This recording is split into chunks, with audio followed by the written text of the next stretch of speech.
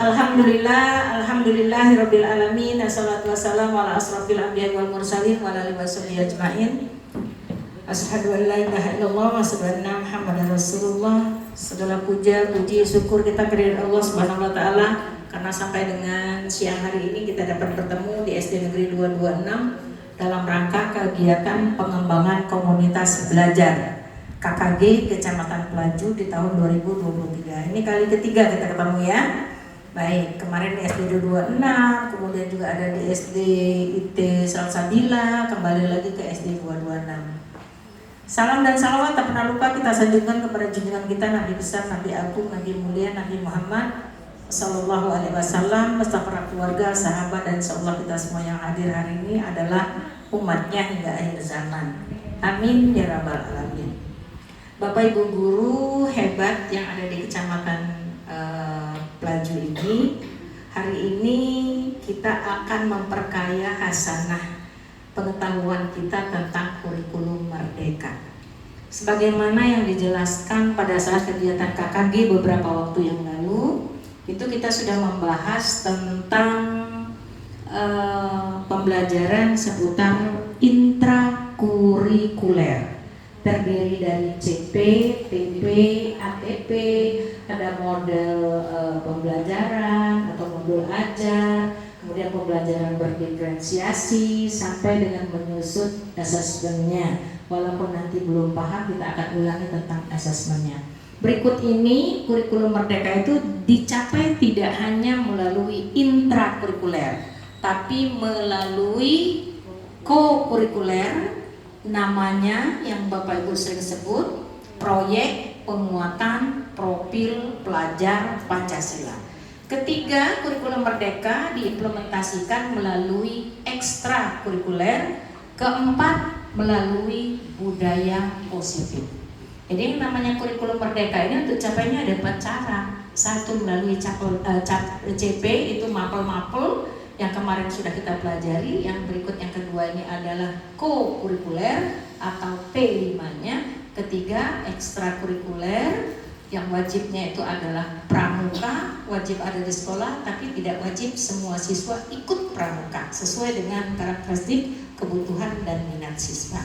Keempat, melalui budaya positif yang sekarang sedang digalak-galakkan adalah budaya refleksi. Nah, gitu ya. Kalau yang namanya budaya kerjasama, gotong royong itu melekat ada di P5-nya, ada di profil pelajar Pancasila-nya.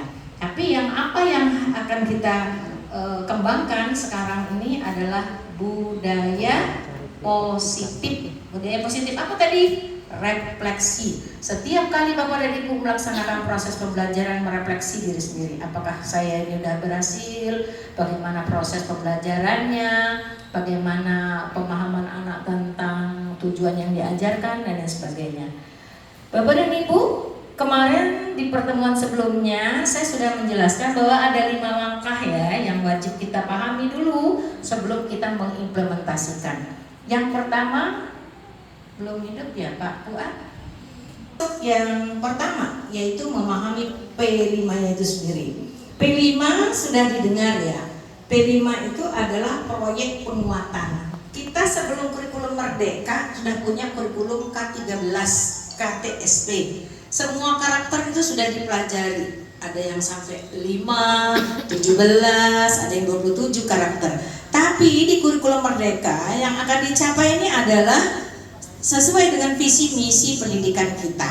Profil pelajar Pancasila. Apa itu definisinya? Profil pelajar Pancasila adalah pelajar Indonesia yang merupakan pelajar sepanjang hayat yang kompeten, berkarakter dan berperilaku sesuai dengan nilai-nilai Pancasila. Nah, jadi yang dilihat gambar di sini di tengahnya itu ada profil pelajar Pancasila yang berwarna-warni, ada yang kuning, ada yang marun dan lain sebagainya. Itu adalah dimensinya. Ada berapa Bapak Ibu? 6. Sudah pernah dengar lagunya? Sudah, bisa nyanyi sekarang sebentar. 1, 2, 3. Belajar Pancasila, beriman dan bertakwa pada Tuhan yang Esa dan berakhlak mulia, berkebinekaan global, gotong royong mandiri,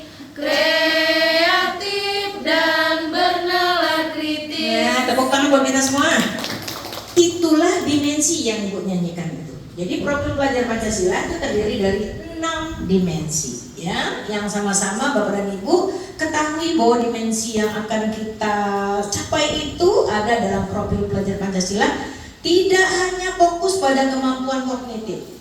Kalau fokusnya ke kognitif itu di CP, di intrakurikuler, itu kognitifnya, pengetahuan.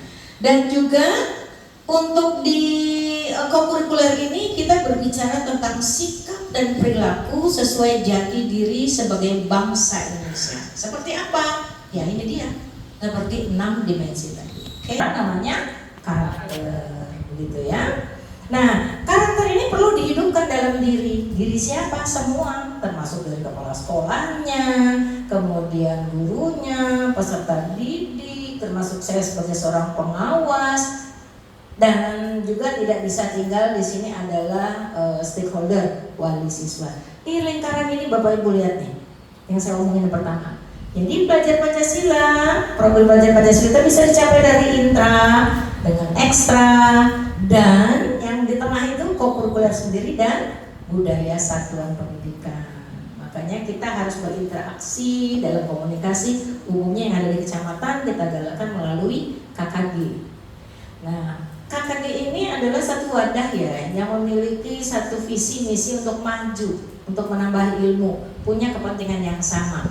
Dilakukan di sekolah namanya komunitas belajar satuan pendidikan. Boleh nanti dipecah lagi komunitas belajar per fase, fase A, fase B, fase C, atau komunitas belajar per jenjang, kelas 1 kalau kelasnya banyak, kelas 2 dan seterusnya.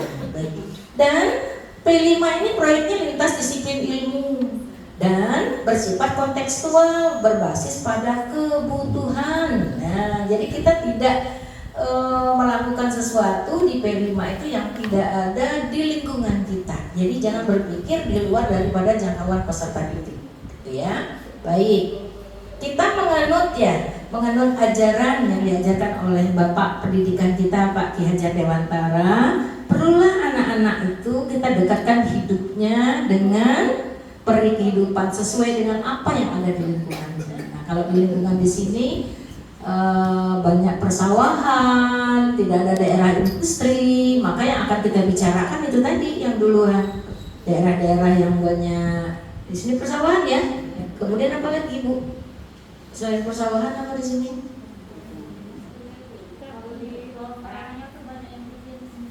Oh begitu, jadi ada budaya kuliner juga, membuat kue semprong. Ini mana? Tambak ikan, tempat Pak Fuad. Ada apa di sana? Kemplang. Oh begitu, itu kalau di lingkungan Ibu Heriani. Ada lain yang mana lagi? Kita harus tahu dulu, itu namanya dia kontekstual. Jadi berceritanya anak kita bawa ke arah yang paling dekat dengan dirinya, ya. Nah, proyek penguatan profil pelajar Pancasila ini salah satu sarana. Nah, salah tiganya tadi apa? Intra, ekstra, dan budaya. Kemudian kesempatan itu mempelajarinya melalui tema. Nanti kita belajar P5 itu dibungkus dengan tema-tema. Di SD sudah Bapak Ibu sering dengar ya. Ada tema kewirausahaan, gaya hidup berkelanjutan, kearifan lokal dan sebagainya. Ada 6 nanti untuk SD, kita bahas ke belakangnya. Kesempatan untuk menjawab isu-isu global. Nah, isu yang sekarang sedang ada di kitanya apa? Kebakaran hutan. Bukan hanya di Talang Putri, bukan hanya di Tegal Binangun, hampir seluruh wilayah di Provinsi Sumatera Selatan yang berbatasan termasuk negara Malaysia, Singapura mendapatkan imbasnya. Jadi boleh. Kira-kira Bu dari tema-tema tadi cocoknya tema apa? Kewirausahaan ada nilai jual? No, tidak. Gaya hidup berkelanjutan. Jadi dampak membakar sampah itu adalah itu dia kabut asap. Nah, nanti kita berikan dengan anak ini enak sekali nih. Jadi untuk P5 mungkin di semester ini ambillah gaya hidup berkelanjutan. Kita sesuaikan dengan kontekstualnya. Baik, ini penjelasan saya tadi sudah Bapak dan Ibu ini dirancang untuk menguatkan upaya pencapaian kompetensi. Jadi kalau di intra bagaimana Bu Nur mengajarkan P5 ini? Pada saat kita proses belajar mengajar, kita menyelipkan nilai-nilai karakter 6 dimensi ini.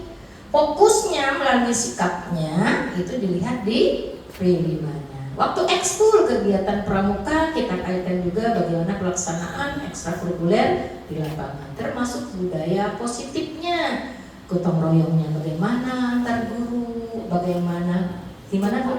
Iya. Kemudian alat kritisnya, bagaimana sih ketika kita ada masalah ini kita pecahkan secara bersama ya. Baik. Nah ini prinsip-prinsip nih Bapak Ibu harus tahu nih. Holistik, kontekstual, berpusat pada peserta didik dan eksploratif. Apa sih maksudnya? Holistik itu mandangnya secara utuh. Jadi ada keterhubungan. Jadi ngandang asap itu jangan nyalain asap saja. Apa sih penyebab asap itu? Kita harus tahu dulu latar belakangnya mengapa. Dari dampak ekonominya mungkin lebih murah biayanya. Begitu kalau membakar daripada dirumput atau diracun begitu ya. Kemudian kontekstual, ini pengalaman nyata memang benar-benar kita rasakan saat ini kan banyak yang sesak napas, sakit ispa dan sebagainya. Berpusat pada peserta didik. Jadi anak kalau selama ini dia jadi objek, selama ini kan ada jadi objek tuh. Nah kita minta dia menjadi subjek, dia yang nanti akan mewawancarai. Siapa yang diwawancarai? Kalau seandainya untuk yang menjadi masalah sekarang ini adalah tentang kebakaran hutan. Yang paling dekat wilayahnya mana nih?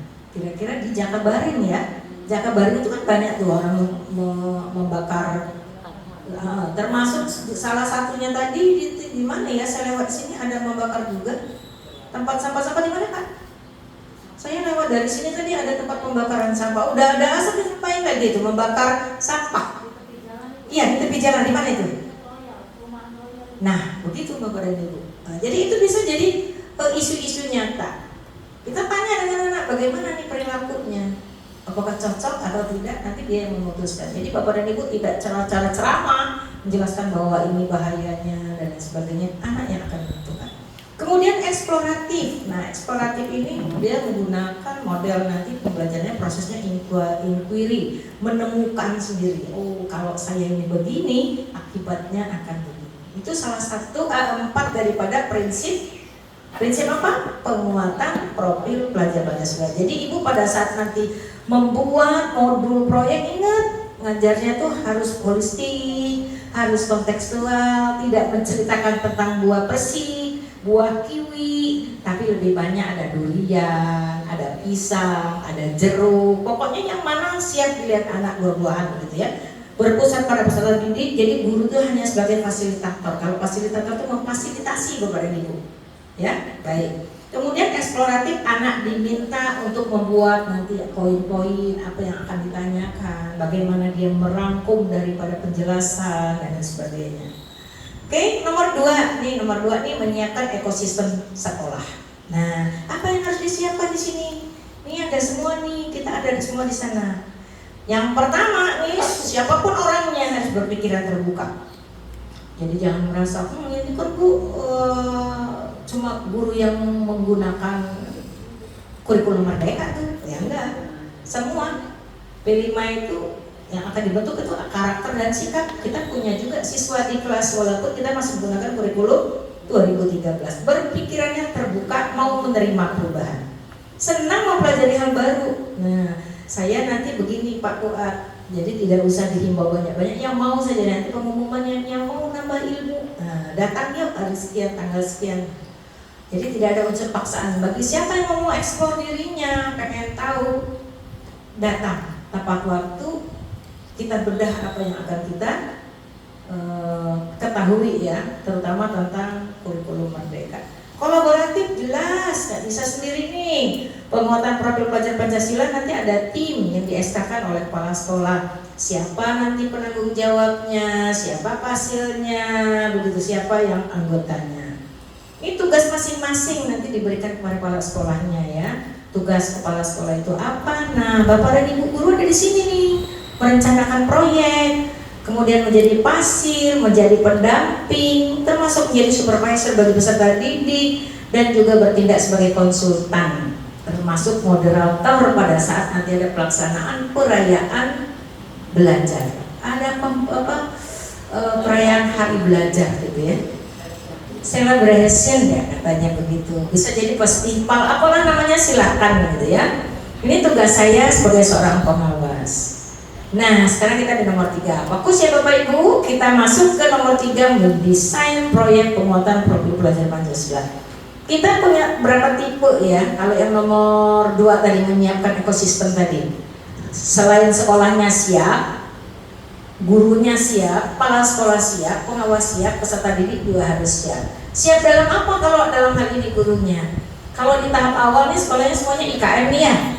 Tidak ada yang sekolah penggerak kan? Nah, berarti kalau IKM, implementasi kurikulum merdeka secara mandiri, berarti kita mencari ilmunya sendiri nih.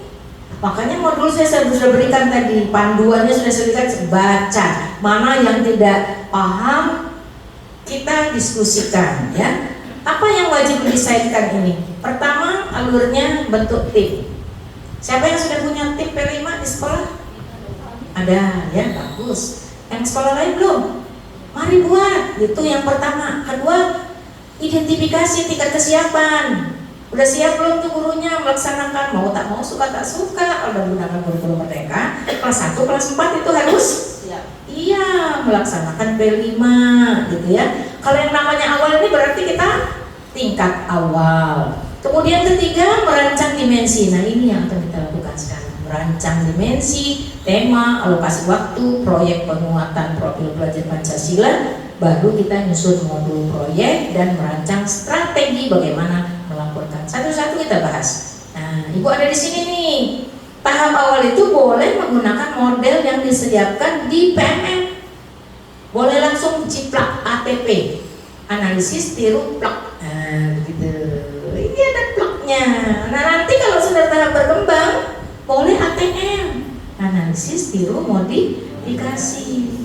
Bu, gimana kami walaupun tahap awal kami juga mau ATM, itu lebih bagus.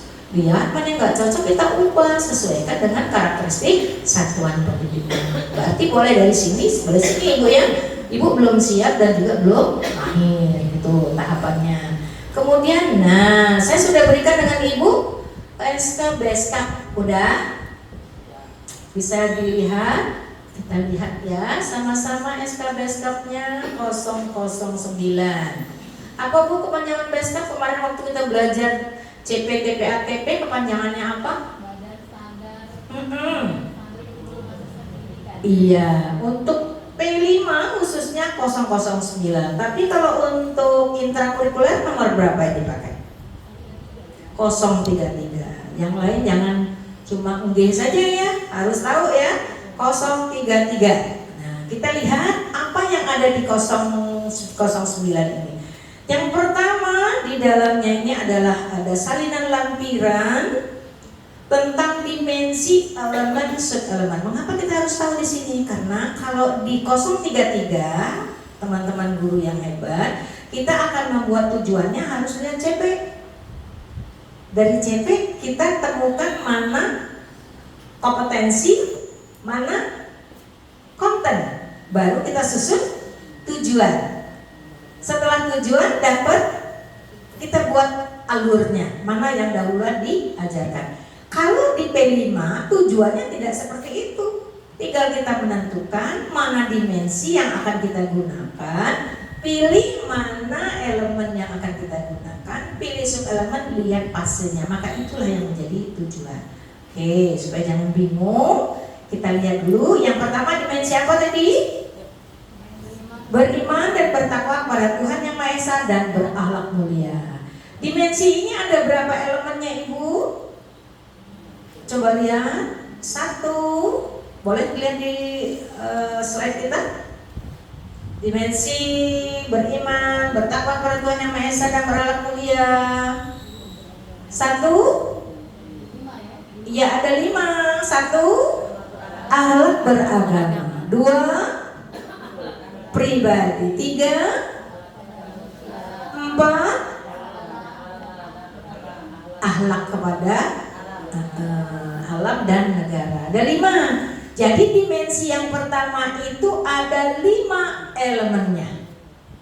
Dari elemen akhlak beragama, pribadi, manusia, alam dan bernegara, ada bagian-bagiannya lagi. Namanya subelemen. Lebih lengkapnya ada di slide ini adalah saat dia di, nah ini dia bentuk potretnya nih, bukan potret, landscape-nya ya.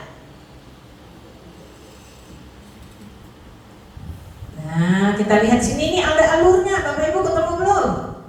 Nah, coba ya sebut satu-satu. Kalau saya katakan apa, misalnya dimensi beriman bertakwa kepada Tuhan Yang Maha Esa dan berakhlak mulia, elemen akhlak beragama ada berapa subelemennya? Tolong sebutkan. Kita mulai dari Pak Fuad.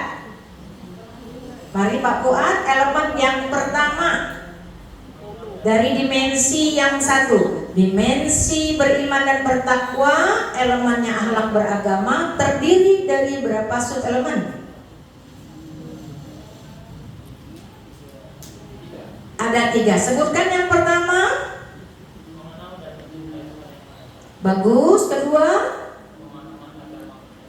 Bagus. Yang ketiga. Bagus. Jadi elemen yang pertama, dimensi yang pertama, elemen pertama ada 3 subelemen. Lanjut yang kedua, Ibu. Ya, akhlak pribadi. Dimensi yang ke-1, elemen yang kedua, apa saja subelemennya? Ya, Ibu ini dulu, Bu. Nanti semuanya bergilir.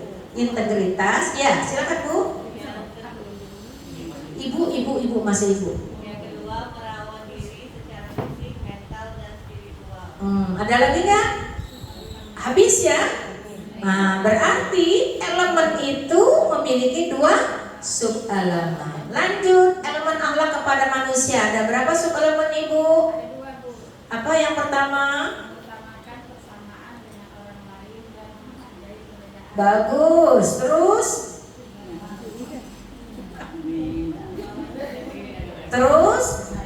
Makanya saya katakan tadi bawa laptop. Kedua, iya, berempati pada orang lain. Bagus, lanjut Bu. Oh, hilang. Baik, Ibu ini dulu sambil dicari. Silakan Ibu. Elemen akhlak kepada alam. Ada 2, 1. Kedua. Bagus. Terus elemen akhlak beragama, mari Bu Yuli. Ibu udah dapat? Oke, sekarang saya tanya, elemen akhlak bernegara. Ayo. Elemen akhlak bernegara.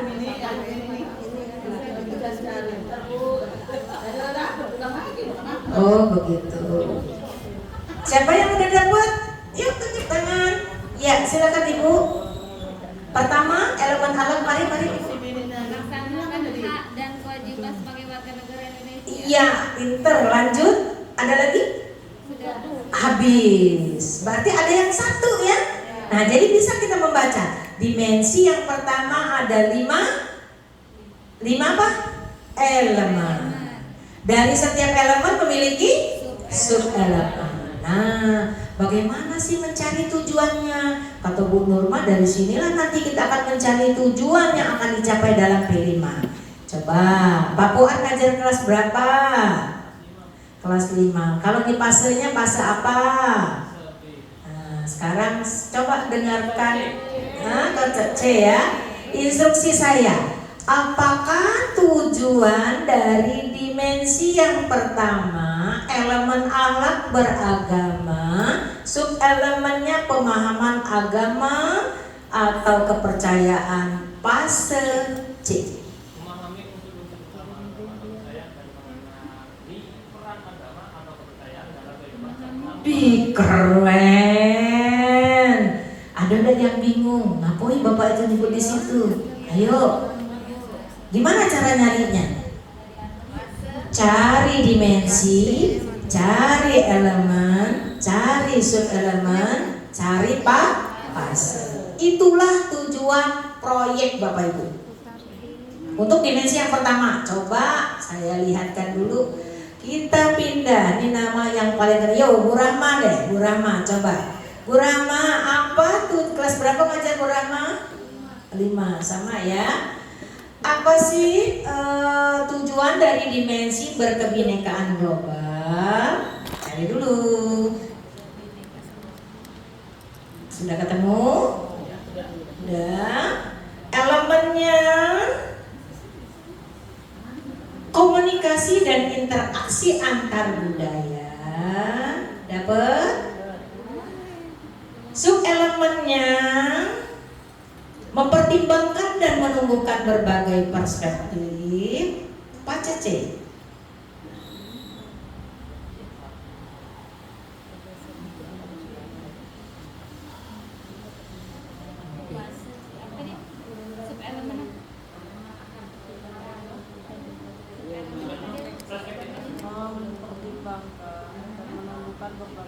Ulangi ya. Dimensinya tadi berkebinekaan global, elemennya komunikasi dan interaksi antar budaya, subelemennya mempertimbangkan dan menumbuhkan berbagai perspektif. Apa tujuannya di fase kelas ibu?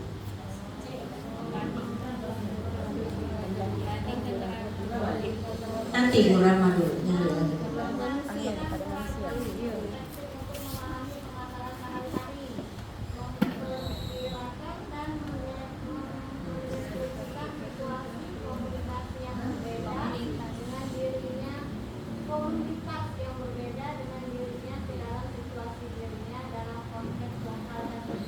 Bagus, tepuk tangan buat kita semua. Oke, begitu seterusnya Bu.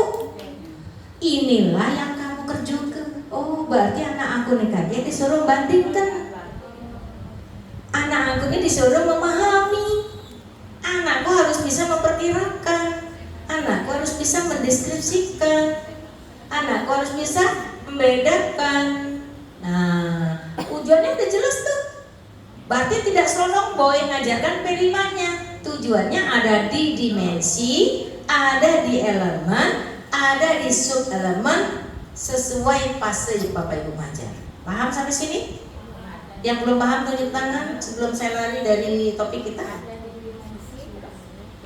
Adanya di dimensi, elemen, subelemen, fase. Nah, mau nyari apa dimensi, apa elemen, apa subelemen, Ibu lihat nanti dengan temanya. Mana yang link, yang cocok, ambil. Yang menentukan siapa? Guru itu sendiri atau faksil itu sendiri, ya. Oke, sampai sini jelas ya? Jelas. Oke, kita balik. Nah, tadi sudah diminta Bu Nurman nyebut-nyebut. Nah, inilah Bu, nanti kan sudah dikirim tuh bahwa dimensi yang pertama ada 5 elemennya, subelemennya ada di sini, ya. Kemudian berkebinekaan global. Terus sampai sini sudah ada semua. Ada? Ada.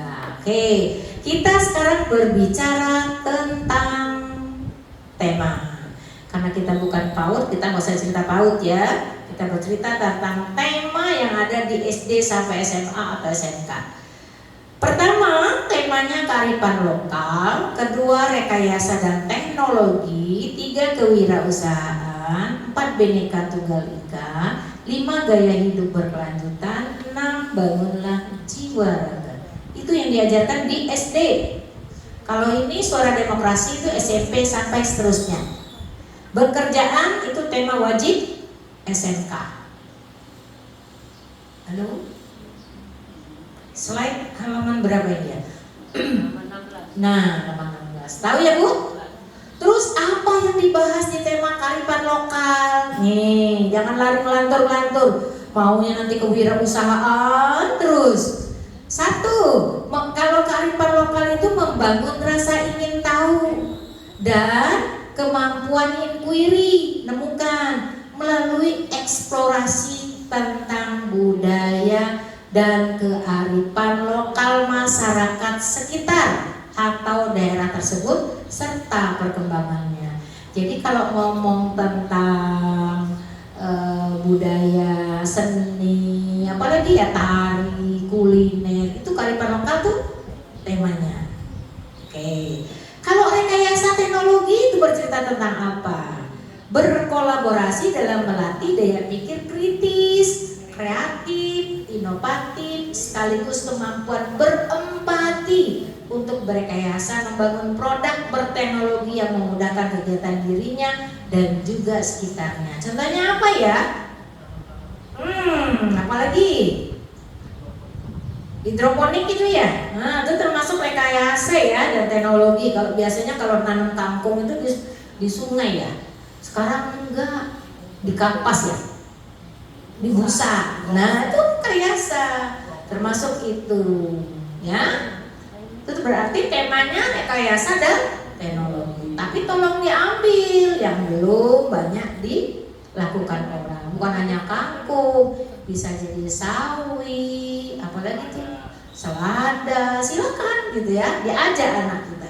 Kemudian kewirausahaan, nah ini yang paling banyak nih digunakan Bu Guru. Apa sih yang digunakan di kewirausahaan atau apa yang dibahas? Yaitu mengidentifikasi potensi ekonomi di tingkat lokal. Tadi udah cerita nih, di sini ada tempat jualan kue semprot, terus apa lagi? Tambak ikan, apalagi persawahan. Nah, kira-kira mana yang anak kita di kelas tuh banyak bapaknya tuh yang bertani? Itu dulu, jangan kehendak gurunya, tanya kira-kira nak yang sudah diketahui siapa nih yang bapaknya sering bercocok tanam nanam padi. Saya pengen nggak dapat ilmu pengetahuan baru dari apa? Misalnya ada beternak ikan ya. Nah, ada dah. Ada Bu Guru, tapi cuma 2. Boleh. Itu ya kewirausahaan yang nantinya budidaya ikan menghasilkan sesuatu yang bisa dimakan dan juga dimanfaatkan untuk bisa dijual. Jangan selalu kewirausahaan empek dijual gitu ya. Baik, Bhinneka Tunggal Ika itu tema SD juga, itu bercerita tentang apa? Mengenal dan mempromosikan budaya perdamaian. Sekarang udah marak nih, ada bullying, tawuran, kekerasan antara sesama teman, apalagi itu banyak ya. Nah, inilah kita mempersatukan mereka itu dalam budaya perdamaian, anti kekerasan, termasuk narkoba tuh ada di sini nih. Membangun dialog penuh hormat tentang keberagaman. Di sekolah kita pasti ada yang non-muslim, bagaimana menyikapinya. Tidak semua sama sukunya, dari Okut, ada dari Pagar Alam, ada dari Prabu Muli dan sebagainya. Bagaimana anak itu mengidentifikasi. Ingat tujuannya tadi Bapak Ibu. Jadi tema itu adalah pengikat kita melakukan sesuatu berpedoman pada tujuan yang Bapak Ibu pilih. Oke? Kemudian yang termasuk agama kepercayaan ada di Bhinneka Tunggal Ika. Gaya hidup berkelanjutan. Lihat apa yang dibahas. Memahami dampak. Nah, bakar hutan itu dampaknya asap itu termasuk salah satu gaya hidup berkelanjutan. Terus dampaknya apa lagi nih? Banjir, sampah kan bertumpuk. Banjir tuh kalau musim hujan. Apalagi yang berdampak? Yang paling banyak nih pencemaran, betul. Pencemaran itu macam-macam, bukan hanya bau, bisa jadi dari udara, apalagi air, menyebabkan penyakit. Itu di gaya hidup berkelanjutan. Pokoknya yang mana jadi dampak untuk terhadap kelangsungan kehidupan di dunia ini ataupun lingkungan sekitar, judul temanya adalah gaya hidup berkelanjutan.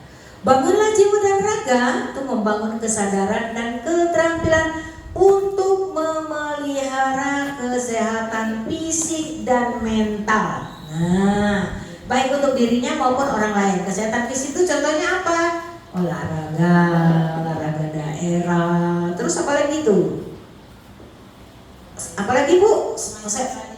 Oh boleh. Nah itu termasuk bangunlah jiwa raga, apel atau upacara begitu kan? Kemudian untuk kesehatan mental,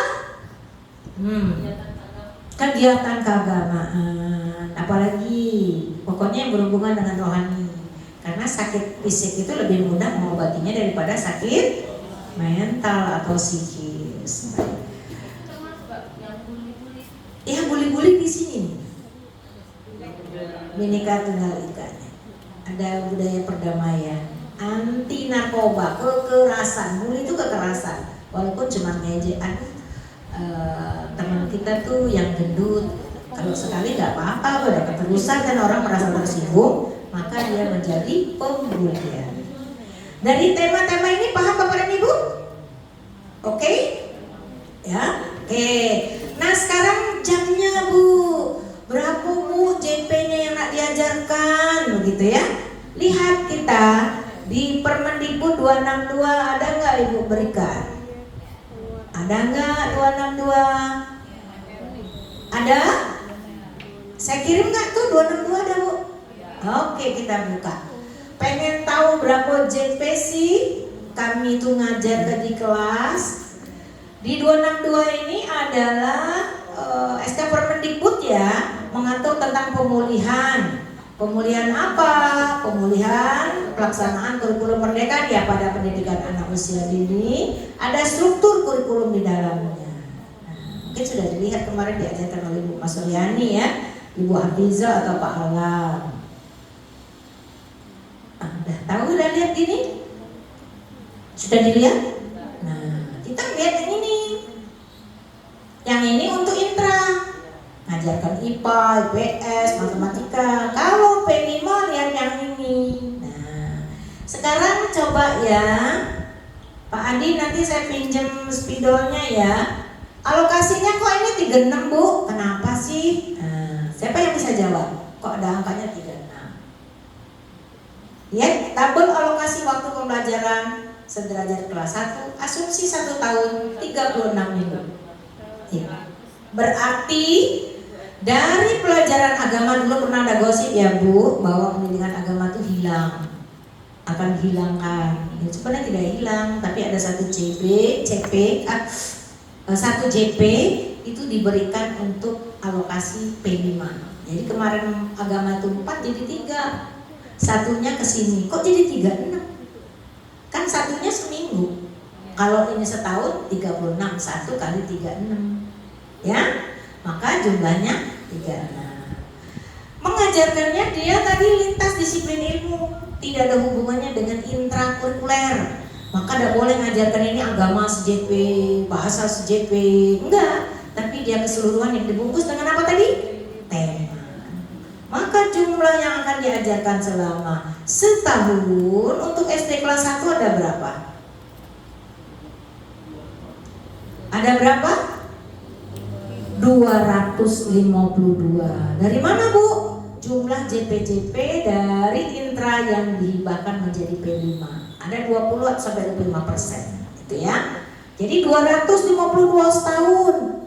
Nah Bu, kami ini alangkah banyaknya Bu, ini setahun. Kita kan belajarnya dibagi dalam 2 semester. Berarti 1 semesternya sebenarnya tidak harus sih dibagi 2 langsung. Tapi untuk pemula boleh saja nanti membaginya menjadi 126 100. Karena baru nanti seiring waktu nggak boleh lagi ya Bu, harus dibagi sama rata. Karena yang kita cari nanti keluasan dari tema kita. Mungkin ada yang nggak sampai 100, ada yang 150. Mengapa dia 150? Kayak nanam itu tadi apa Pak? Sawi, kan lama tuh. Benar nggak? Nah, jadi untuk tahap pertama Bu kami belum bisa, kami bagi saja. Silakan dibagi menjadi 252 bagi 2, 126 per semester. Terus ke bawahnya. Kelas 2 berapa? Sama. Kelas 3 berapa? Idem. Kelas 4 berapa? Sama. Ini kelas 6. Beda 224. Maka disimpulkan di PPT kita kelas 1. Nah, ini ya. 1 sampai 4 tuh 252. Kelas 6-nya 224. Dari mana ngambilnya? Dia di Permen tadi nomor 262. Paham sampai sini?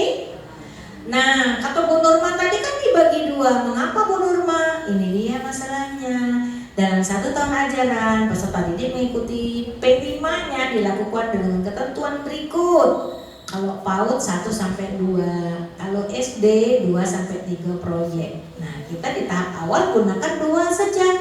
2 proyek berarti 2 tema dengan tema yang berbeda. Gak boleh lanjutan. kewirausahaan 1, kewirausahaan 2 nggak boleh. Tapi satu semester tadi Ibu bagi 2 126. Nanti di semester 2 tema gaya hidup berkelanjutan misalnya ya 126. Untuk tahap pertama bolehlah nanti jamnya dibagi 2. Untuk yang akan datang jangan dibagi 2. Lihat luasnya. Oh ini lama nanam sawi. Nah, kalau dia disamakan nanti nggak selesai, sawinya belum tumbuh, P5-nya udah habis waktunya. Oke, jadi cuma 2 aja dulu diambil ya Bu ya. Halo. Oke ya, paham ya? Sampai sini ada pertanyaan? Halo, sampai sini ada yang bertanya nggak? Udah tahu tema ya? Sudah tahu dimensi, elemen, sub-elemen. Untuk penentuan tema itu di awal atau di tengah? Untuk tahu di tengah, di awal dan di belakang, mari kita lihat waktunya ya. Nanti Bapak menentukan temanya di mana. Kita lihat waktunya dulu. Pinjam Bu Linda kalau ada iya spidol, udah tahu spidol yang whiteboardnya.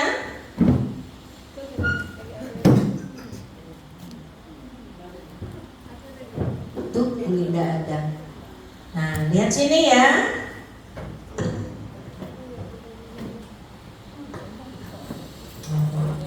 Berapa tadi Ibu? Jumlahnya 1 sampai 4? 1 sampai 5, 200. Untuk tahap pertama Bu, kami bagi dulu boleh nggak? Ya bolehlah sambil belajar ya. Kita bagi 2. 2 ini 2 semester. Maka 1 semesternya adalah 126 JP. Betul? Sebanyak ini 2 semester, 2 tema. Benar? Ingat gak Ibu? Kalau tadi 1 tahunnya 36 minggu. Berarti kalau 1 semester dibagi 2 dong. Sama dengan 18 minggu. Untuk tahu berapa JP-nya seminggu, bagi saja 126 per 18. Berapa JP? 126 dibagi 18. Ayo 7 JP per minggu. Bener gak? Dari mana? Yang lamun-lamun ini 1 sampai 5 duk 52 ketentuan di dalam Permendikbud nomor 262. Setengah tahun dibagi 2. Setengah tahun jadi berarti setengahnya 1 semester 126. Semester 2 126 lagi. Harusnya nggak boleh dibagi. Tapi untuk tahap pertama belajar bagi aja dulu Bu. Silakan. Kan ada 36 minggu, ingat ya? Nah, kalau dia 1 semester dibagi 2 semester. Maka setiap semester itu ada 18 minggu. Untuk tahu JP-nya berapa seminggu, banyak JP dibagi banyak minggu. Maka hasilnya 7 minggu. 7 JP. Iya betul ini, 7 JP per minggu. Nah, bagaimana nanti pelaksanaannya di lapangan? Boleh sistem mingguan, boleh sistemnya harian, boleh sistemnya blok. Bagaimana Bu Nurma yang sistem mingguan? Yang mingguan sudah tahu tuh 7 JP seminggu, bener gak? Ibu kalau ngajar jam pertama sampai jam keberapa? 8 ya? Nah berarti kurang lebih diambil 1 hari. Milih misalnya ini Senin, Selasa, Rabu, Kamis, Jumat, Sabtu. Ambil ah. Nah berarti setiap hari Kamis selama 1 semester P5. Selebihnya ini pelajaran IPA, bahasa. Tapi yang ini khusus di hari Kamis. Hari lain boleh ya Bu, ini contoh Bu Nurma saja. Kemudian ini yang harian di mana Bu Nurma? Senin, Selasa, Rabu, Kamis, Jumat, Sabtu. Jamnya kita buat. Bu, kami ini adalah panjang nih. Tidak semuanya, mungkin cuma Senin gitu ya. Kami mau ngambil Bu, ini kan 7 JP seminggu. Kami ngambil sini ya Bu. Ini, sini, P5, P5, P5. Hari Selasa, P5, P5. Rabu, P5, P5. 1 1, 2, 3, 4, 5, 6, 7. Selebihnya dari sini matematika, IPA, bahasa, terus. Ini harian. Bu, boleh nggak kami ambil di bawah sekali di setiap jam terakhir? Silakan. Sejam-sejam Bu, kami Bu, karena 6 sejam kurang, berarti sebenarnya 2 jam. 2, 1, 1, 1, 1, 1 kalau mau. Silakan, namanya juga harian, seperti kita makan. Pokoknya 7 gitu ya, udah tahu tuh 7. Nah, kalau blok ini dia dihitungnya sebulan. Contohnya Juli, Agustus, sekarang udah September ya. Kita ambil sini saja. September tuh berapa minggu sih? Minggu efektifnya sudah dibaca belum? Sudah dibaca belum kalender pendidikan kita? Kemarin baca kalender gak ya?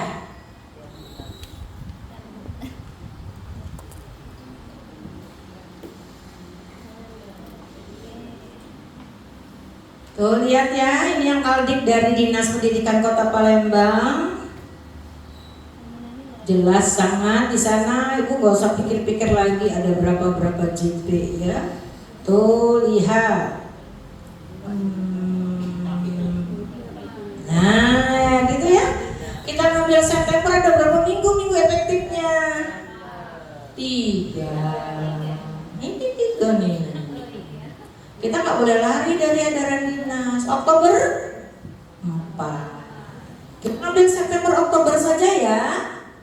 Nah, jadi yang efektif Pak itu yang dilihat. Yang tidak efektif tuh tidak usah. Jadi ada 1, 2, 3. Oktober ada 4.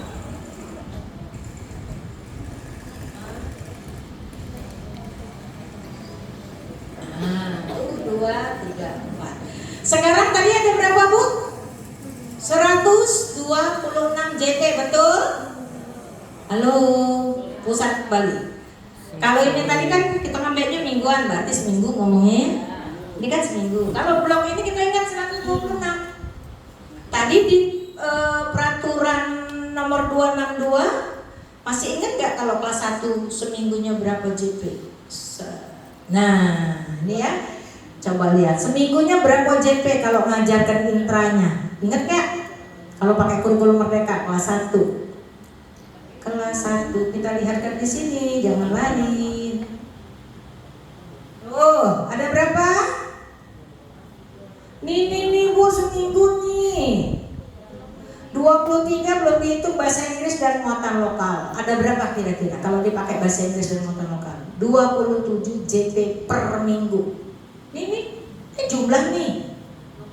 Kita kan ambil blok, berarti blok itu diambil dari intra. Intranya nggak diajarkan. Benar kan nih 27 nih? Oke, kelas 1 27. Kelas 2 berapa? 25 ditambah 4 29. Ayo kita lihat lagi kelas 3 sampai dengan kelas 5 sama. 3 sampai 5 sama. Berapa JPK dia 1 semester? 29 tambah 4, 33. Kita mau pakai contoh kelas berapa? Ayo. Kelas 4, berarti 30 berapa? 33 ya? Nah, bagi aja. Kita kan ngajarin anu kan? Kita ngajarkan intra. Berapa nih? 4 minggu nggak? Kurang. Kelebihan ya?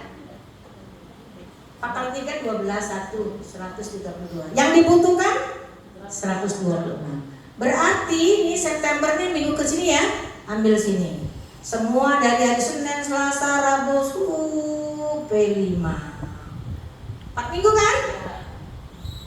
P5. P5. Ini lebih 6 jam. Berarti masih ada separuh di sini. Separuhnya P5. Ini ngajarkan intra. Di sini ada intra dikit, di sini tetap intra sampai dengan Desember intra. Nah, inilah yang namanya sistem blok.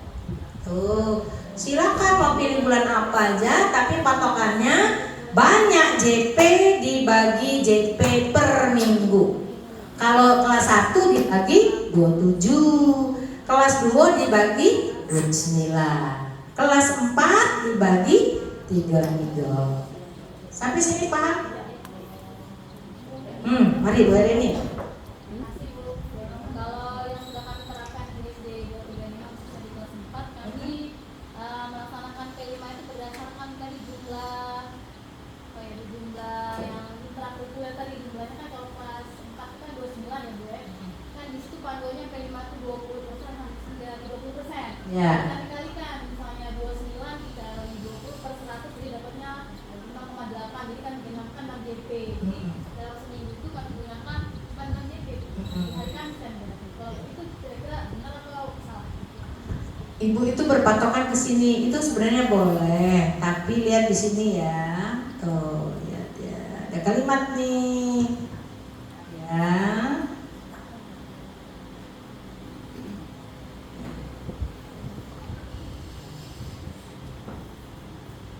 Nah. Nih ya, SDMI dapat mengorganisasikan muatan pembelajaran menggunakan pendekatan mata pelajaran atau tematik. Proporsi beban belajar di SDMI bentuk lain yang sederhana terbagi menjadi 2. 1. Pembelajaran intrakurikuler yang CPCP. Kedua, P5-nya yang dialokasikan sekitar 20% beban belajar per tahun. Nah, kita lihat beban belajar per tahun kelas berapa Bu? Kelas 4. Beban belajar setahun itu yang banyak-banyak tadi Bu. Itu 29 itu baru 1 minggu.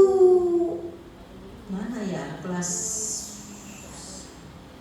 Nah ini ya Bu ya, 29 ini seminggu ya. Nah inilah yang setahun 1044. Jadi 20% dari 1044 itu berapa? Nah ini kali ini per minggu. Kalau yang dikatakan setahun itu ini menurut kalimat tadi. Atau pilihan yang lain, Ibu tidak usah melihat yang ininya, langsung melihat 29 saja. 20% itu sudah dibagi, diambil dari sini. Sudah tahu ini nah. Gak usah pening-pening lagi Bu, 252. Udah tercantum, gak pakai kira-kira lagi. Tadi kan kira-kira 20 sampai 25. Itu. Jadi sini sudah jelas nih. Menghitungnya 252. Nggak usah lagi dihitung-hitung 250. Berapa tadi? 1044, 20%-nya berapa? Lebihnya ini berapa? 200 berapa coba? 20% dari 1/5 dikali 1044. Nah, jadi 280. Kurang lebih. Benar gak?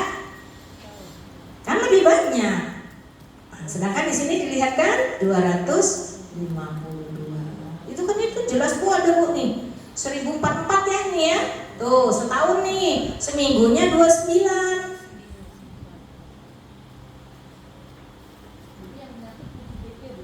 Iya 7 JP. 6,7 Ibu itu. Sudah dihitung kemarin 6,7 jadi pembulatan jadi 7 JP. Bacalah kalimat yang ini tadi, penjelasan di atasnya. Tuh. Beban belajar per tahun.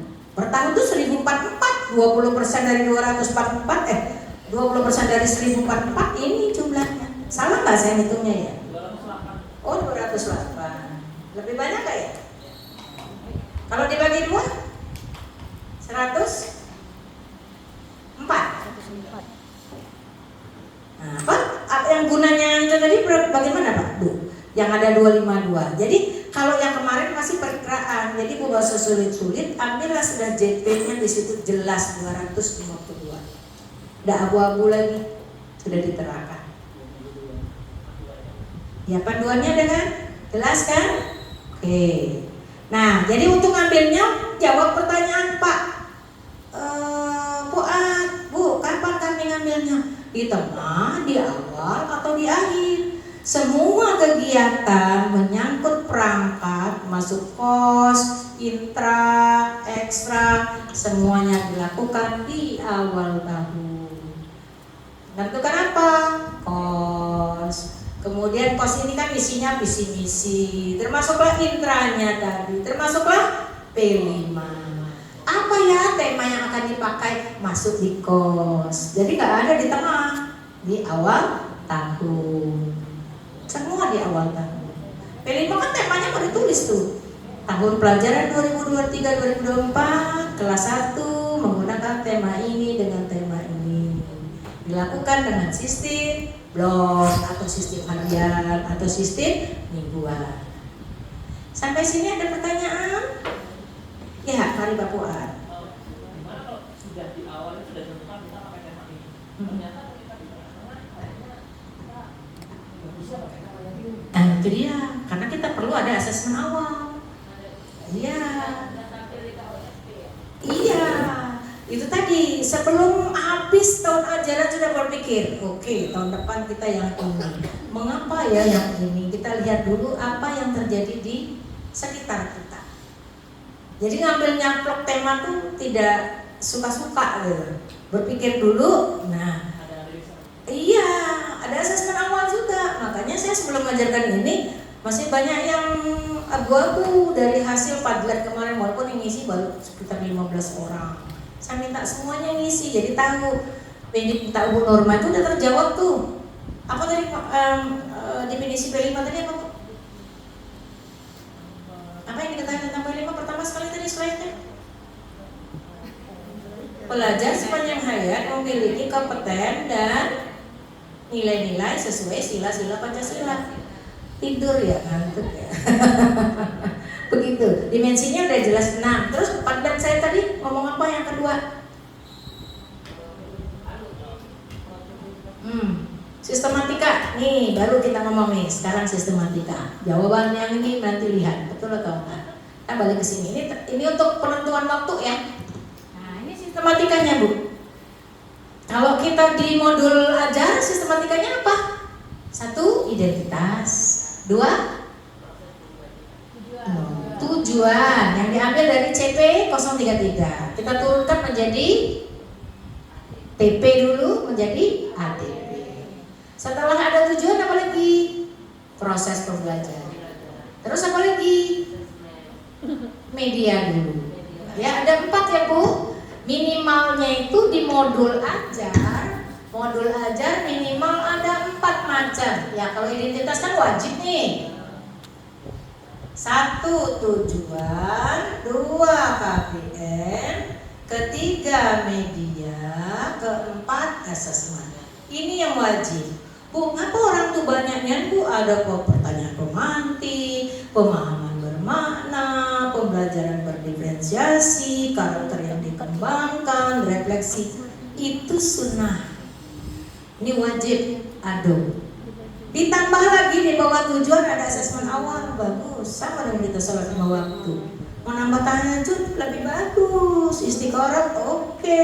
Duha oke banget, begitu maksudnya. Jadi selain tujuan ada asesmen awal. Ada asesmen awal, terus karakter yang dikembangkan, pertanyaan pemantik, pemahaman bermakna. Di sini apabila Ibu melaksanakan asesmen awal, maka ada pembelajaran berdiferensiasi. Itu ya, kelihatan nanti medianya apa yang digunakan muncul juga di sini. Terakhir adalah asesmen. Nah, asesmen nanti kita punya waktu tersendiri. Saya nggak mau gabung-gabung untuk asesmen. Bulan depan nanti di sekolah mana asesmen 2 macam ya. Asesmen di intra dan asesmen juga di P5 akan saya ajarkan secara detail. Nanti kalau sekaligus di sini bias Bu, semuanya langsung. Penting Ibu bisa bikin dulu modul ajar ya.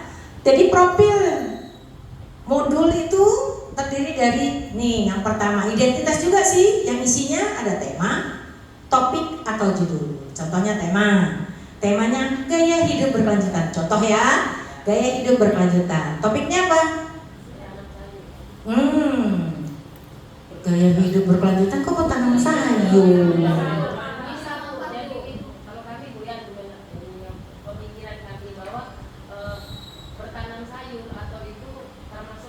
Dampak.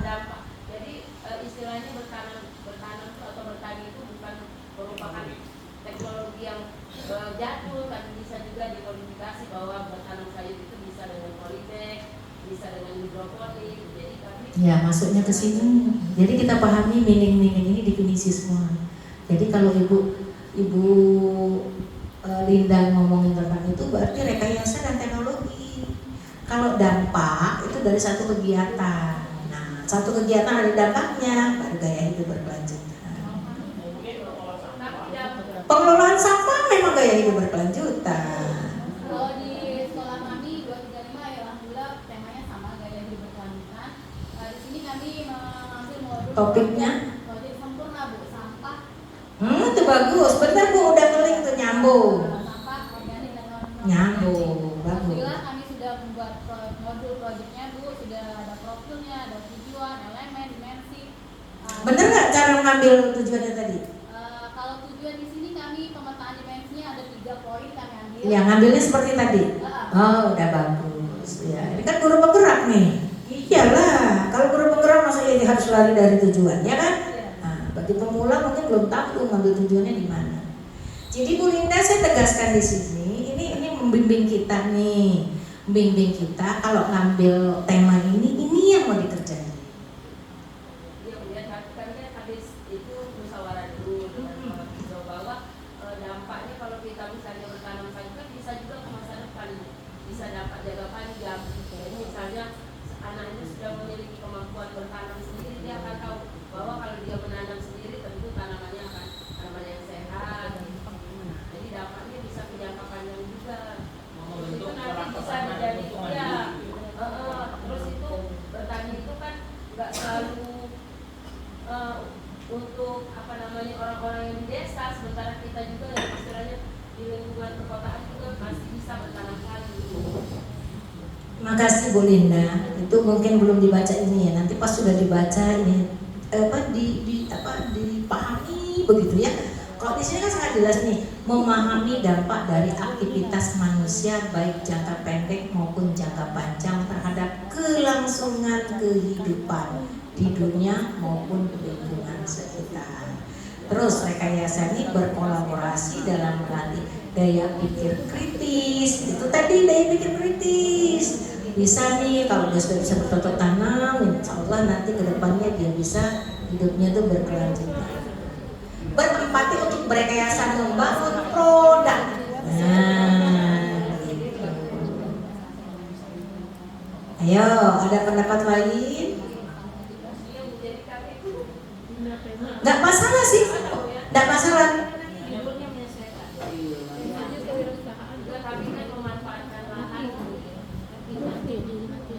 Ya, boleh saja Bu, tapi yang jelas nanti esensinya Ini waktu Ibu akan memahami ya. Ya pokoknya ini kan namanya baru pemula ya Bu ya. Nanti lain kali lihat modifikasi dari beberapa modul-modul lah gitu ya. Misalnya di awal kita tentang habit untuk memisahkan sampah tadi. Di awal untuk semester satunya. Untuk semester 2-nya mungkin dari sini tadi kan Temanya berubah nggak? ya, maksudnya tadi kan nggak boleh melanjutkan versi A dan versi B kan. Misalnya di awal itu kan kita dapat hasil misalnya sampah yang sudah terpisah dengan baik dan bibit. Kita di yang keduanya mungkin lanjut ke rekayasa teknologi dari sampah. Oh iya, berarti temanya berubah. Jadi tapi dari hasil dari Iya boleh. Yang nggak boleh itu gaya hidup berkelanjutan semester 1, gaya hidup berkelanjutan di semester 2. ya boleh kan yang sama. Ya boleh di temanya sama. Gitu. Nanti kelas 1 tahun depan muridnya beda lagi kan? Boleh diambil lagi kelas 1-nya masih tetap di gaya hidup berkelanjutan.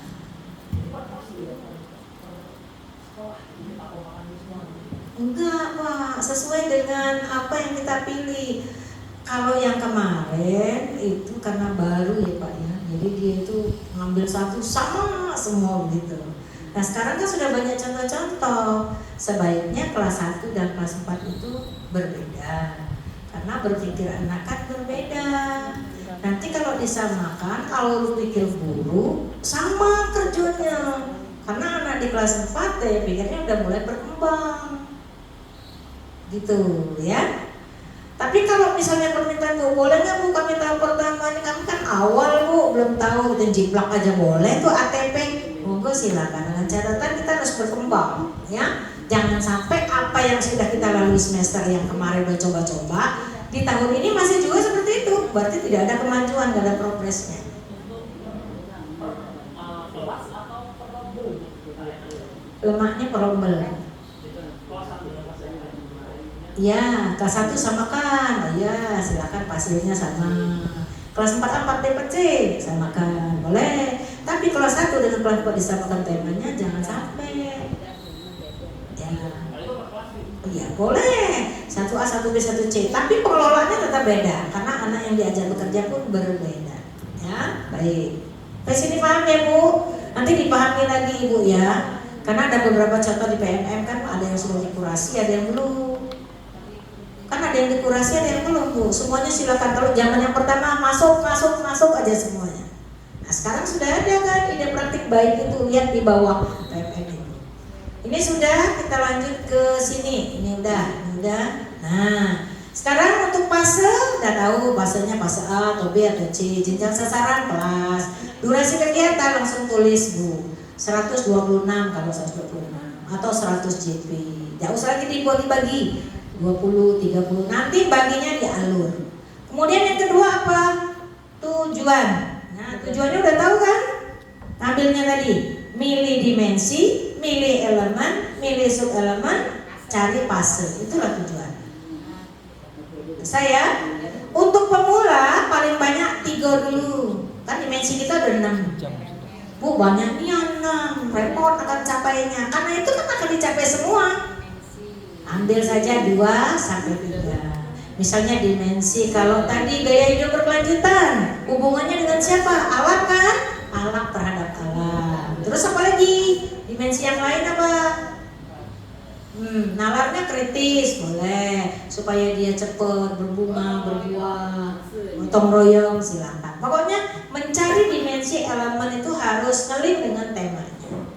Jangan temanya yang menyesuaikan, bukan temanya yang menyesuaikan, tapi dimensinya yang kita tarik menyesuaikan dengan temanya. Oke ya? Kemudian aktivitas. Nah, ini yang menjadi momok nih. Alur aktivitas itu lihat Ibu. Nah, ingat Ibu kalau di intra kita pakai model-model dulu ya. Boleh nggak pakai model Bu? Boleh, tapi tidak ada paksaan, tidak harus pakai model pakai problem solving, BBL. Nah, kalau dia ini sudah pakai square Bu, ada juga tahapan. Tahapannya adalah pengenalan, kontekstualisasi, aksi, refleksi, dan tindak lanjut. Itu contoh 1. Sama dengan dulu tuh apa Bu? 5M. M pertama mengamati, menanya. Apa yang dimengamati? Itulah aktivitas. Gitu ya? Ini Pak ya contohnya. Nanti di sini nulisnya. Ini kan modul ajar nih. Ini modul proyek. 1, pertama tadi tema ya, identitas kan? Tema, topik, fase atau jenjang, durasi. 2, tujuan. Tujuan buat 1, dimensinya apa, elemennya apa, subelemennya apa, tujuan. Betul ya? Dipilih paling banyak 3. Enggak? Hapus dulu, mana penghapusnya? Nanti bingung Ibu lihat. Kelas siapa ini? Oh, memang belum dulu. Nah, nanti sudah habis kita nulis ini baru aktivitas. Alurnya kita pakai yang mana? Alur aktivitas. Buat yang pertama tadi apa? Pengenalan. Ya kan? Yang kedua, kontekstualisasi. Ketiga, aksi. Keempat, refleksi. Yang kelima, tindak lanjut, TL. Nah, di pengenalan ini tidak mungkin 1 aktivitasnya. Karena kalau sudah dihitung begini ada 18 minggu, berarti 18 kali. Benar tidak Bu? Yang harian ini tadi, yang mingguan atau harian? Berarti 18. Semua alur aktivitas ini kalau 18 minggu minimal 18 aktivitas. Nanti tersebar di mana aktivitas ini? Pengenalan mungkin 1, 2, 3. Ini aktivitas 4, 5, 6, 7, 8. Misal ya, 9, 10, 11, 12, 13, 14, 15, 16, 17, 18, 19. Minimal 18, 19, 10. Begitu. Sini biar Ibu baca tidak tahu. Nah, begitu Bu. Apa Bu Norma yang dituliskan sini? Yalah langkah Bapak Ibu kenalkan apa? Aktivitas 1. Berarti minggu pertamanya apa yang dikenali? Yang kedua apa yang akan dikenalkan? Ketiga juga begitu. Terus kontekstual apa yang dilakukan? Aktivitasnya. Ada pertanyaan sampai sini? Nggak ada. Halo. Nggak ada benda. Nah, ini modul proyek.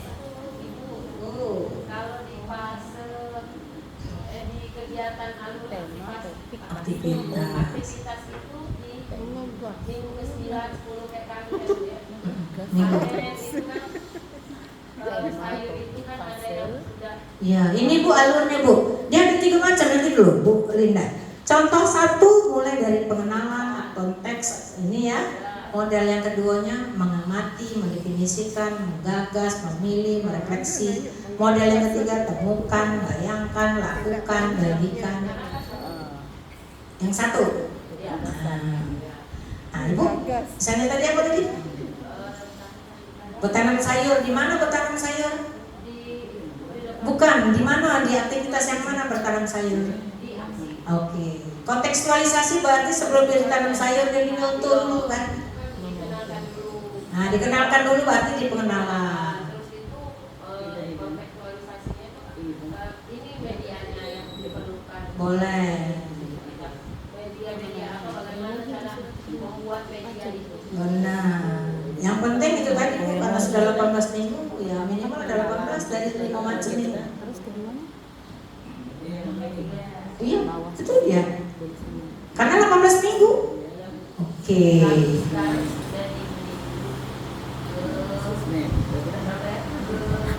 Keberapa?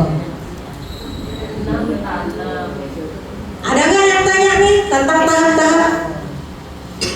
Itu ada LK yang harus dikerjakan di rumah.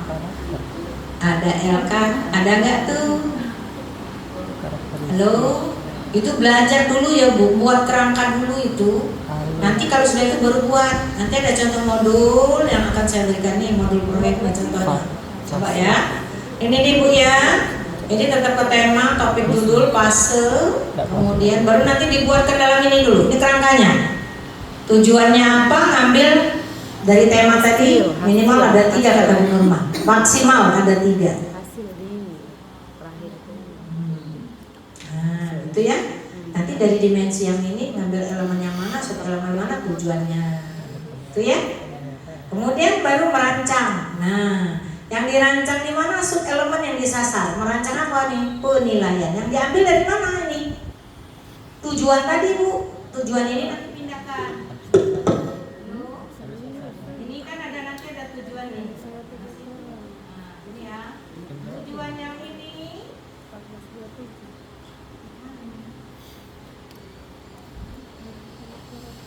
Tujuan ini kok nggak bisa?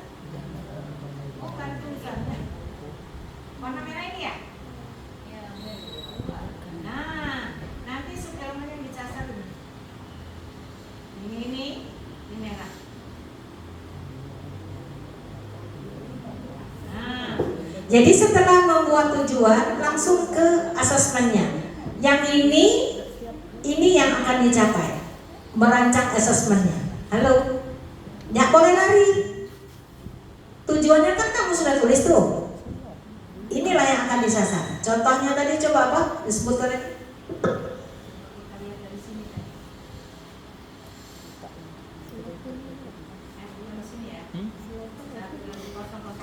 Nah, anggap sini ya tadi ya, membandingkan ya. Nah, ini ya kita tulis ya. Kopi pindah di sini. Anggap yang kedua nih. Tuh, nah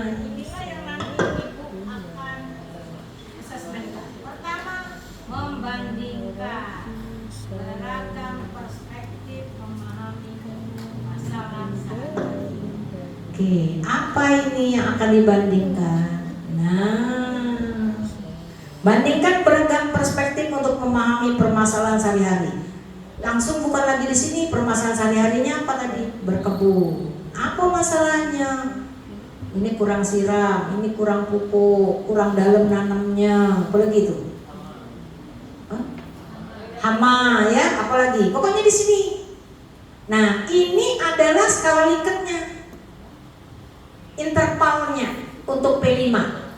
Kalau kita di intra ngomongnya 1, 2, 3, 4 atau 1, 2, 5, 2, 6, 50, 51 ya skala. Nah, kalau di P5 mulai berkembang, sedang berkembang sesuai harapan, sangat berkembang. Jadi kalau tujuan kamu dari sini ada 18, berarti 18 lah yang mulai berkembang, sedang berkembang. Nyontek. Ini kan kelihatannya ada berapa tujuan nih Pak? 1 ini, 2 memperkirakan, 3 mendeskripsikan. Nah, 3 macam. Berarti 3 kotaknya nih. Dari 1 dimensi 3. Anak kita ada di mana? Sedang berkembang. Tulis saja contek. Gitu. Bu, gimana kalau kami kembangkan lagi sedang berkembang tuh rubriknya apa? Wih, lebih bagus. Kalau sedang berkembang tuh anak sudah bisa nyebut ke perbedaan dengan ini. Lebih bagus. Tahap pertama boleh contek. Mudah kan Bu? Mudah. Paling mudah ini kalau pakai CPTT masih nak milih mana kontennya, mana kompetensi, buat dulu tujuan, dialurkan, baru dibuat lagi indikator. Kalau ini tidak, Ibu tuh repot hanya membuat alur aktivitas, betul Kak? Itulah yang sulit. Ayo, saya buka forum tanya jawab.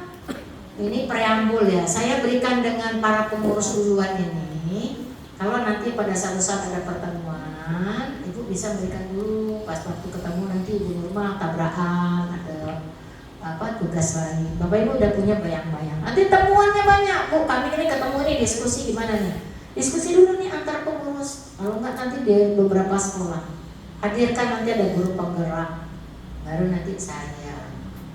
Akhirnya Ibu buatnya untuk tahap pertama yang akan dibuat, saya berikan contoh. Contoh apa? Model proyek yang sesuai diambil dari PMM. Ibu ambilnya dari mana? Google. Ya, bagus.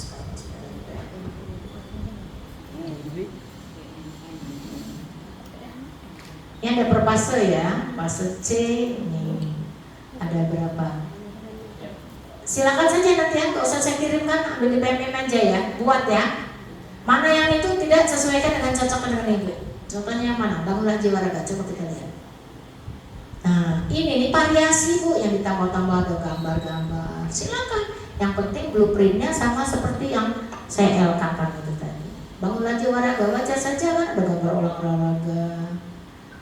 Nah, diambil bukan karikatur ngapain Pak? Ini dimensinya ngambil ini. Nah, langsung harusnya tujuannya. Ada tujuannya, dimensi, elemen. Nah, gitu ya Bu. Yang akan membacanya siapa? Ini pakai 5 Bu nih, 4 nih malahan. Refleksi dan tindak lanjut dijadiin 1. Ini apa ini Bu? Alurnya ya. Nah, gitu. Mana aktivitas 1, 2-nya? Kelihatan nggak nih? Aktivitas 1 apa? Aktivitas ini refleksi dan tidak lanjut. Mana pengenalannya? Coba pengenalannya udah kelihatan dong. Ini refleksi nih. Nah, ini udah tingkat tinggi nih Pak. Ini tahap kontekstual nih. Aksinya ini. Dia garis besar saja. Nah, kita ambil yang detail ya. Kita ambil yang detail. Coba kearifan lokal. Nah, sudah makan. Ini judul topik ya, lucu kan? Nah, ini guru fase C kelas 5. Dia dibuatnya pakai deskripsi. gambarnya cuma dikit. Jadi tujuannya jelas, alurnya ini juga pun kurang jelas. Bagi guru pemula agak sulit ya. Nah, ini tambahan Ibu variasi, hal-hal yang perlu diperhatikan sebelum memulai proyek. Tidak diminta kan tadi kan? Tapi dituliskan, tidak salah juga. Dia pakai alurnya begini. Sampai 17 karena totalnya diambil 75. Yang ambil 3 berarti Pak. 3 apa? 3 tema. Kan saya katakan tadi 2 sampai 3 kan? Tahap pertamanya 2 saja. Ini dimensi elemen targetnya ini tujuan. Ini aktivitasnya. Oh, mengenal itu dia 1, 2, 3, 5, 8, 9. Nah, harus berurut.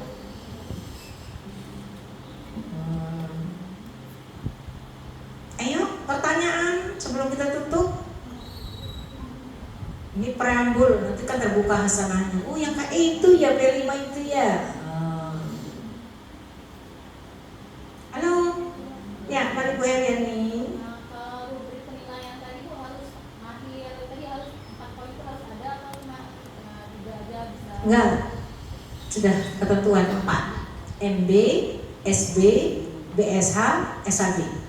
Ingat Kak kepanjangannya kok? MB mulai berkembang. SB sedang berkembang. BSH berkembang sesuai harapan. Terakhir SAB sangat berkembang. Kalau kamu skala Likert itu 1, 2, 3, 4. Jadi mikir asesmen nanti dulu belakangan. Coba buat dulu sampai dengan alur. Bisa selesai seminggu? Bisa?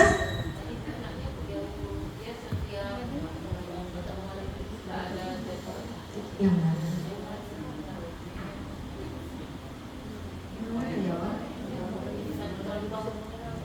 Contoh yang akari malu kan? Iya ini. Memang harus begini. Inilah yang harus Bu. Ini kan aktivitas nih 1, 2, 3. Nah ini 75. 75 itu kan semuanya harus 252. Saya katakan boleh 2 sampai 3. Tahap pertama 2 dulu. Kalau dia 2, 2, 5, 2, 5, 2 dibagi 3 dia ini. 3 dia ngambilnya temanya. Jadi 75 1 aja sulit ya. Jadi mari Pak buat. Boleh.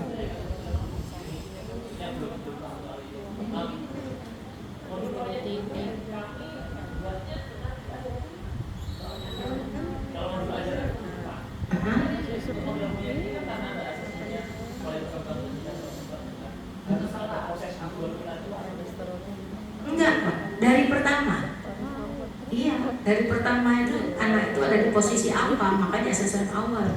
Ngomongin tentang berkebun tadi, berapa orang anak yang tahu tentang berkebun? Semua gitu, semua tuh awalnya bisa melalui observasi, melalui portofolio, melalui jurnal. Itu yang untuk akhir Pak, nanti akan dirapot. Nih, tuh saya tunjukin lagi. Halo, fokus dulu. Nih ya, nih yang sampai sini tadi ya, si Pen ya. Nah, sampai sini kita kan bicara tentang asesmen formatif. Nah, ini pakainya rubrik.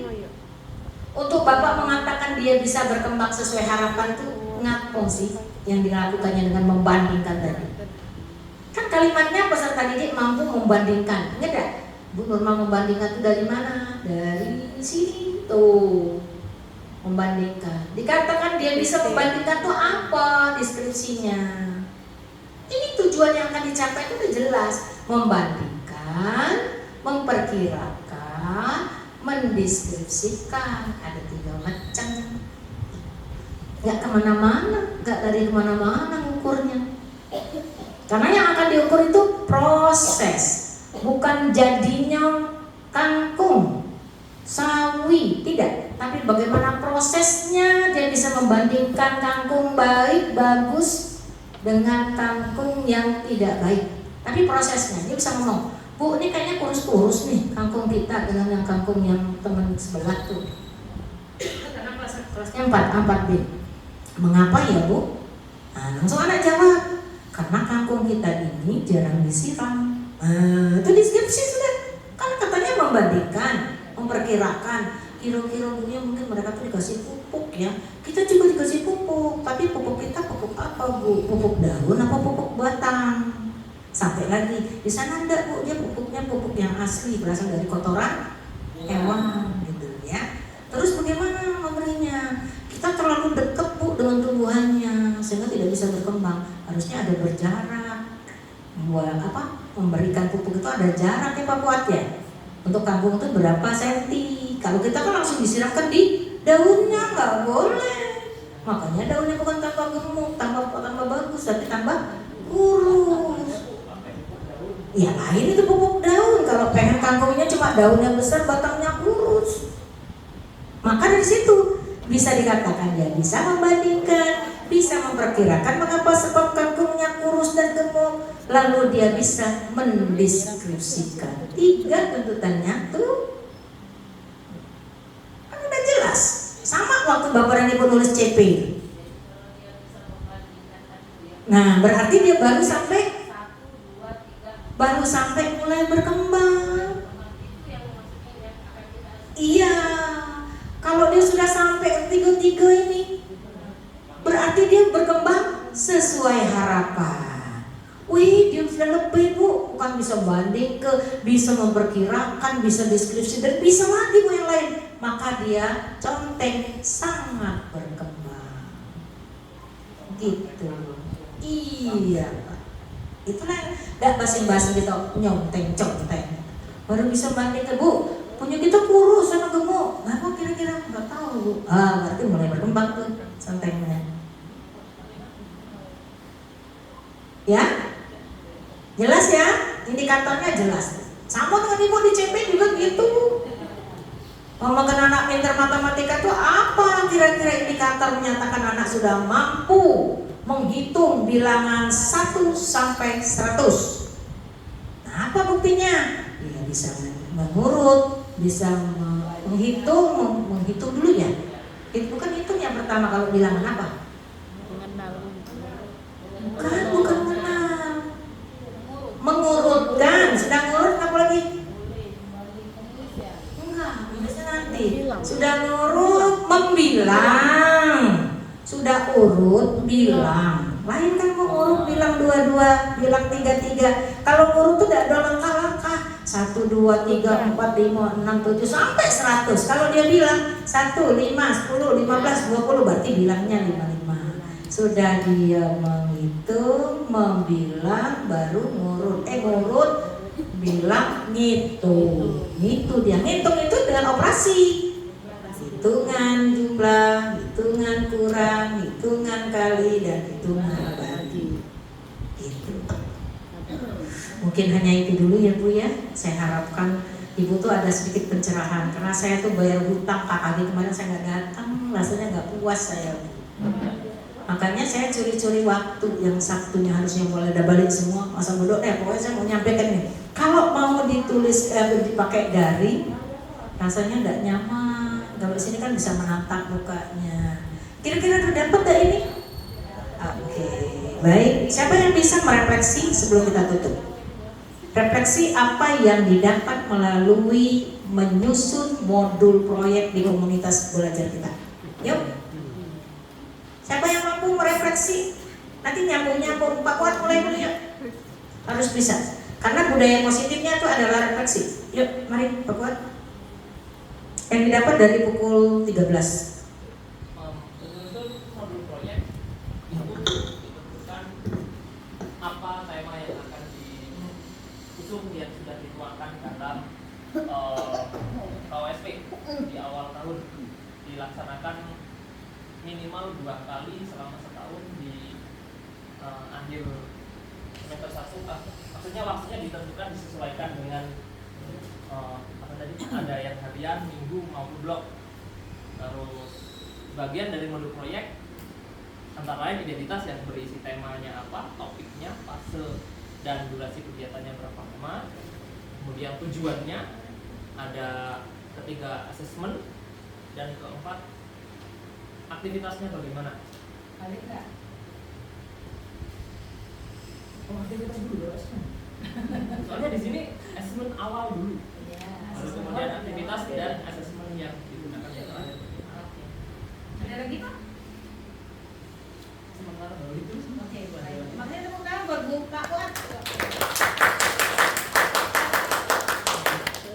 nyusun modulnya ya Bapak Ibu ya. Nah, jadi mohon dengan sangat bantuannya, kita ada LK tuh nyusun boleh nggak Bu ngambil kami uang adopsi tapi di ATM jangan ATP ya. Ada yang mau ditambahkan Bu Linda atau siapa saja, silakan Ibu Heriani.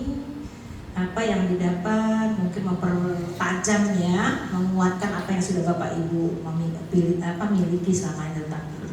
Silakan. Oleh Bu Heriani atau Ibu Linda atau siapa saja yang mau memberikan masukan. Ya sedikit Bunda, hari ini sangat senang sekali, bermanfaat sekali. Jujur ini sangat dibutuhkan untuk guru kita Kecamatan Pelaju. P5 kan baru awam ya, kami juga belajar dari otodidak, dari PMM, dari YouTube, dari Google. Kalau pelatihan ini baru untuk P5. Banyak sekali yang saya dapat di sini. Yang semulanya mungkin kami dulu beranggapan kalau P5 itu harus ada produk yang bagus, tapi sekarang kami sudah mengetahui kalau P5 itu bukannya produk tapi proses yang dinilai. Kita guru dituntut untuk membiasakan siswa untuk belajar sepanjang hayat sesuai dengan karakter profil pelajar Pancasila. Dimensinya ada 6. Terus di sini juga kita diajarkan cara membuat modul project penguatan profil pelajar Pancasila tadi. Bukan hanya dimensi Pancasila saja, kita diajarkan elemennya, subelemen, terus cara membagi waktu dari per fase, gitu tuh ya. Asesmen juga, cara-cara rubrik penilaian di P5, sedikit cerahan dari Bu Nurma bermanfaat. Kami sangat antusias intinya. Terima kasih. Ada lagi? Ada lagi? Iya, mari silakan Ibu. Namanya siapa Ibu? Ibu Novi. Ibu Novi. Ya, silakan. Jadi terima kasih, alhamdulillah sudah berkesempatan hadir di sini. Sebenarnya ilmu ini sangat bermanfaat sekali Bu. Karena yang selama ini kami rasakan itu sepertinya miskonsepsi masalah P5, terutama di instansi kami di SD 230 ini, yang mana pemahaman kami itu bahwa P5, tapi saya sejujurnya banyak sedikit sudah mengenal karena kenal sama Bu Linda kan nanya-nanya. Nah jadi para guru kami itu beranggapan bahwa P5 itu cenderungnya ke ekstrakurikuler Bu. Nah ya jadi sedikit-sedikit saya memahami, ditambah lagi hari ini, jadi saya punya kekuatan atau punya dasar. Jadi bahwa P5 itu beda dengan ekstrakurikuler, seperti itu. Nah, kemudian kami ini setiap hari Sabtu itu pengennya P5, padahal kan bukan itu yang tujuan dari P5. Memang ada prosedur di sini kan baru jelas, oh ternyata P5 itu memang ada alurnya. Iya. Nah, kemudian yang mana nanti insya Allah akan saya sebarkan juga ke sekolah dan memberikan pemahaman kepada pertama kali kepala sekolah dulu Bu. Ya, itu saja Bu, sangat mencerahkan. Terima kasih. Amin. Terima kasih Bu Novi dan seluruh guru-guru hebat yang ada di Kecamatan Pelaju. Tepuk tangan kita buat semua. Itulah mungkin kesimpulan hari ini bahwa P5 itu yang utamanya bukan produk, tapi proses yang dinilai. Apa prosesnya? Tentang karakter, terutama yang ada dimensi profil pelajar Pancasila. Ibu harap kedepannya ini mungkin Bapak dan Ibu sudah berani ya, walaupun belum menyusun sendiri, tapi bisa menyamakan, mengkoreksi gitu ya modul proyek yang dibuat oleh orang lain. Dan iya, itu lebih bagus tuh ya silakan, tapi tetap mencantumkan. Kalau kita merevisi harus mencantumkan nama penyusun aslinya di. Kami kan salah Bu. Oke. Tadi kan kami tema yang kami ambil adalah desain. Sebenarnya kami tadi kan yang berkelanjutan. Tadi yang Rekayasa dan teknologi ya. pakai desain diganti. Ganti saja Ibu, nanti di KLSP-nya dibuat catatan. Ya, sama-sama. Itu saja Bapak dan Ibu yang dapat saya sampaikan hari ini. Lebih dan kurang mohon maaf ya. Pada Allah Maha Ampun. Mudah-mudahan kita selalu diberikan kesehatan sehingga dapat bertemu di materi berikutnya. Amin ya rabbal alamin. Mari kita tutup bersama-sama pertemuan kelompok kerja guru pengembangan komunitas belajar di Kecamatan Pelaju dengan bersama-sama melepaskan hamdalah. Alhamdulillah. Assalamualaikum warahmatullahi wabarakatuh. Waalaikumsalam.